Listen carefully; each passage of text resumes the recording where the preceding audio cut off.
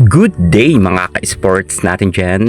PLDT High Speed Hitters masyadong maagang nagbunyi, akala nila ay mananalo sila. Ngunit binigyan kasi nila ng pag-asa ang Choco Mucho matapos matalo nga sila sa 3rd set, 4th set at nagtuloy-tuloy nga to hanggang sa 5th set. Okay naman si Davison, lumaban naman sila. Pero alam natin, nakitang-kita natin na maraming nagsaswag at maraming nag-i-enjoy na pagdating sa PLDT. Lalo na mga fans nito, akala nga nila ay panalo na. Alalahanin nyo, ang kanilang nakalaban ay veteranang team rin.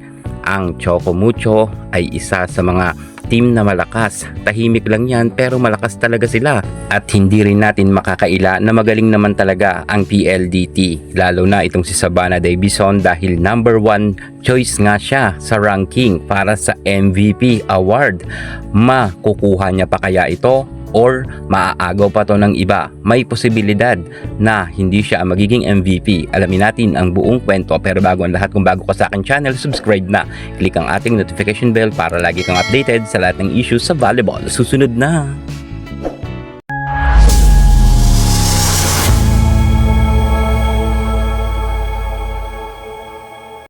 PLDT starting lineup. Sa totoo lang, malakas ang PLDT. Kung tutuusin, isa talaga sila sa pwedeng-pwede sana pumasok sa semifinals. Subalit napatapat nga sila sa isang malakas rin na team, ang Choco Mucho. Alam rin natin ang Choco Mucho ay sabik na magkaroon ng gintong medalya pagdating sa PVL. Samantalang ang PLDT ay medyo inaalat nga sila kapag sa duluhan na laban. Kapansin-pansin nga natin na malakas ang PLDT, ngunit kapag patapos na ang PVL, doon nga sila nagkakaroon ng problema. Yun sanang pwedeng-pwede na sila magkaroon ng podium finish na talagang inaalat at nauudlot pa. Sayang talaga dahil meron na nga silang Savannah Davison na malakas, ngunit kinukulang pa rin sila kapag talagang patapos na ang PVL. Lalo't ngayon ay marami na naman ang hihinayang sa PLDT dahil meron na nga silang isang talo.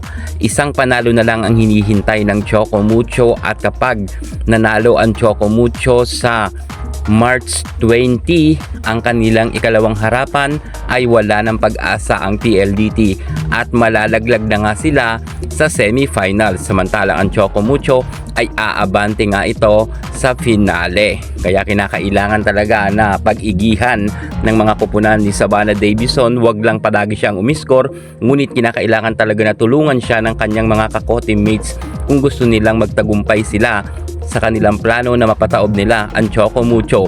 Isang panalo na lang para sa Choco Mucho, pasok na sa banga sila para sa semifinals. Kayang-kaya pa kaya to ng PLDT or sadyang bibigay na talaga sila sa Choco Mucho?